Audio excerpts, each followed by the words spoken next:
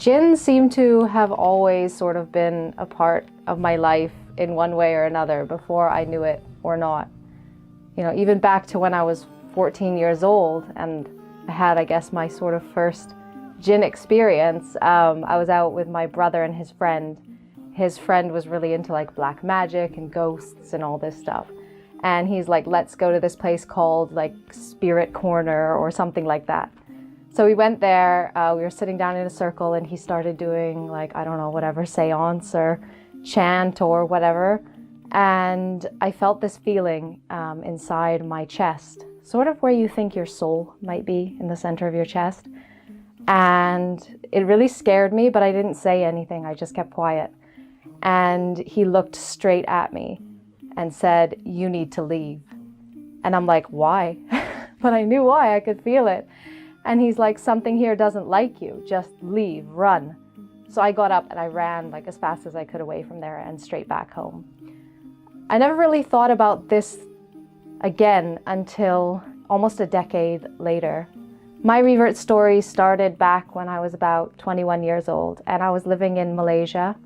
I had just moved into a new house and my best friend was over from Canada helping me move in. So we decided to have like a housewarming party, invite some friends over, have a barbecue. And we had all the doors open. Typical Malaysian houses, they'll have like the wooden swinging door and the glass sliding door at the front of the house.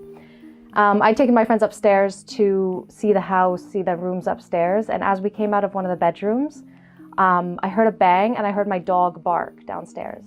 So I went downstairs and I saw my best friend and she just looked absolutely terrified. She was like pale white and just staring at the glass sliding door at the front of the house.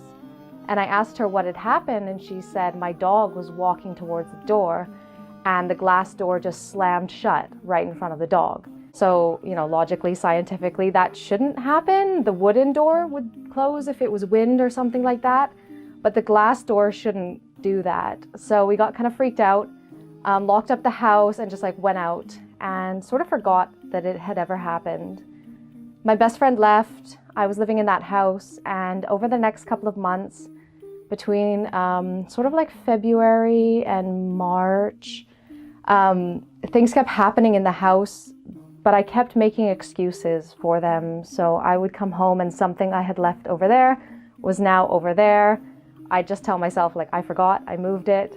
Or I'd hear something drop in my room and I'd look around and nothing had dropped, nothing had moved.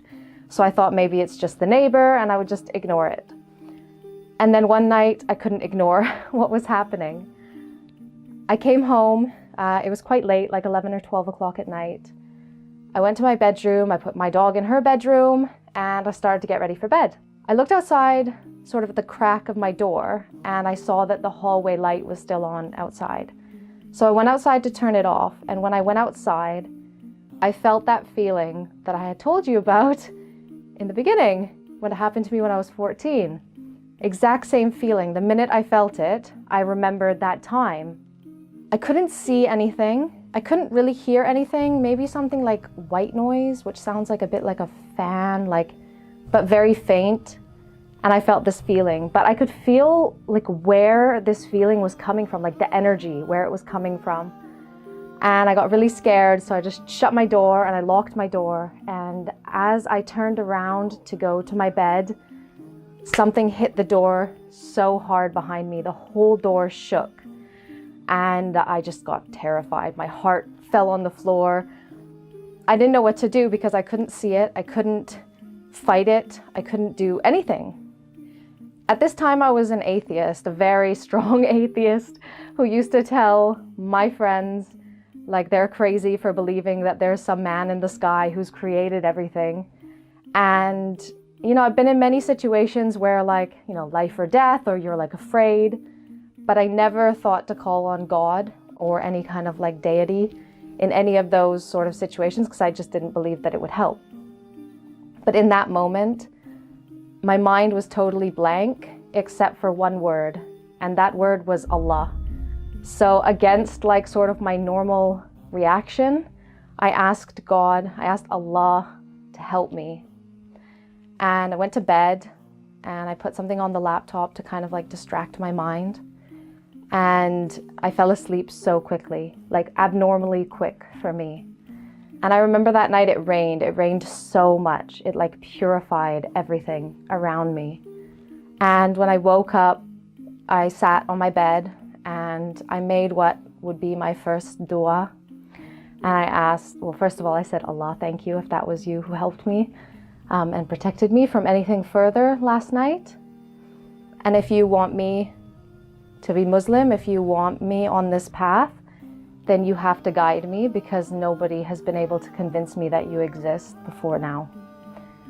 After that, I felt very interested in learning about Islam. I started asking the Muslims that I knew about the religion, about why they prayed, what they were afraid from, what does Allah want from us. And I started to beta test Islam in my life. Over the next few months, Allah started to prepare me to become Muslim, because my lifestyle was not Islamic at all before that. And I had a lot of things to change to get to a point where I can call myself a good Muslim, inshallah. So like I quit drinking, and I started to practice like implementing patience, for example, when I feel impatient, when I feel irritated, maybe in a traffic jam. And so I would say, you know, Allah loves patience and those who are patient, so like be patient. And then I would see like the situation changing. Probably about 6-7 months after that first incident, it was coming to be Ramadan.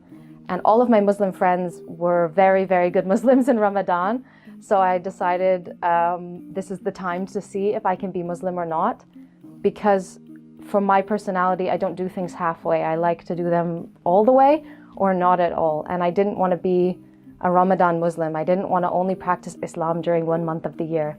So if I was going to do it, I was going to do it all year. So I needed to know, can I be this? Can I fulfill all the duties of a Muslim? So I started fasting from the first day of Ramadan. I read a chapter or a juz of the Quran every day. I put on a hijab during that month, and I learned to pray. And it was very difficult learning how to pray and putting the papers in front of you. And I was completely on my own, so I didn't really have anyone in that month to guide me except Allah, which is quite suiting, because from the beginning, the whole journey was kind of just me and Allah. And so it was coming to be the middle of Ramadan, and I'd been fasting the whole month, and I'd been praying the whole month and reading the Quran. You know, I was about 15 juz in, and I kept reading about myself, you know, the blind and the deaf who are exposed to the truth. They know it's the truth, but their arrogance turns them away. And it was one night at Isha prayer, I thought to myself, if I died tonight, I'm not going to Jannah. I'm one of these people that Allah keeps warning us about. So I Googled, how do you say your Shahada in English? And I sat there on my prayer mat after Isha prayer, and I said my Shahada between me and Allah.